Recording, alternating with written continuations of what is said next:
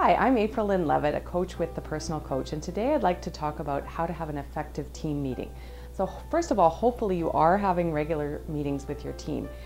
We often see this as pretty inconsistent in advisor practices. Sometimes they end up being pretty ad hoc, and what we'd like to see instead is that you have a weekly meeting on a regular basis, same time, same place, and even if only some of the team is there, you still have the meeting. Hopefully the team meeting also has a set agenda as well that you follow, and a format. And one of the best tips that I've seen put into place is a tactic called 3 little things. And one of the teams that I work with put this in place, where every week each team member tries to commit to 3 little things that they're going to do by the time the team meets the next time. And this could be things that just seem to never get done, like working on a project, like maybe your operations manual, or working on your website, or some marketing initiative, or those kind of things.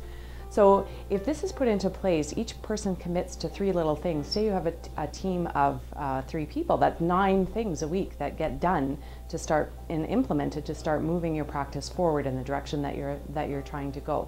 At the end of the year, this could be up to 400 or 450 little things that end up getting done and implemented. So it's an easy, great way to keep your team accountable to each other and get implementing on all those great ideas you have.